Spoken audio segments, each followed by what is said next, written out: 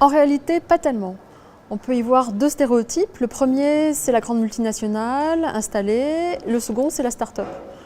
À l'extrême du stéréotype du plus créatif, c'est la start-up. Dans l'idée, c'est une structure pétillante, composée d'individus capables de générer de nombreuses idées très vite, quasiment en permanence, tout le temps. C'est ce qui décuple leur énergie et leur motivation. Mais pour plein de raisons, ils vont parfois avoir des difficultés à exploiter ces idées, d'abord en les sélectionnant, puis en les confrontant aux réalités du marché pour mieux les affiner.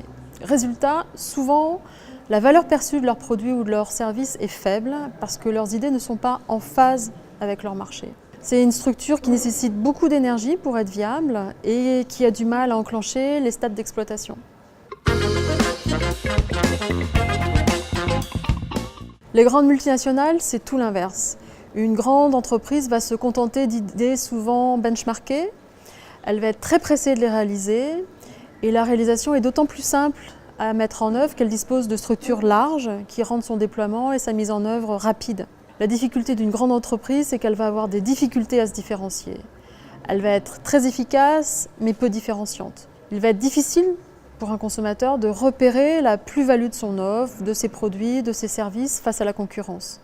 Il arrive à un moment où souvent l'entreprise s'engonce dans sa routine, elle s'essouffle et elle ne parvient plus à se renouveler.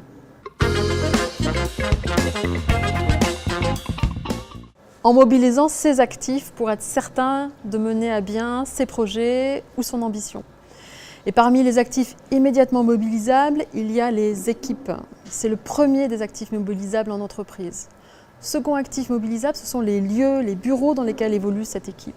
Je parviens souvent à repérer des entreprises essoufflées juste à la configuration de leur bureau ou de leur salle de réunion. Avec par exemple des salles pleines de meubles, très peu d'espace, peu ou pas de lumière naturelle, beaucoup d'écrans ou un grand mur blanc avec des injonctions du type « Soyez innovants ». Souvent ces espaces empêchent toute forme de prise d'initiative. Ils mettent les collaborateurs dans une posture d'exécutant pure et simple. Ça devient impossible de contribuer, d'échanger, de réfléchir autrement. En résumé, une chose à dire, les lieux et les hommes sont importants. Il faut savoir associer tous les profils dans son entreprise pour qu'elle soit véritablement efficace. C'est important de faire grandir les talents, c'est important de renouveler ses pratiques ou ses routines.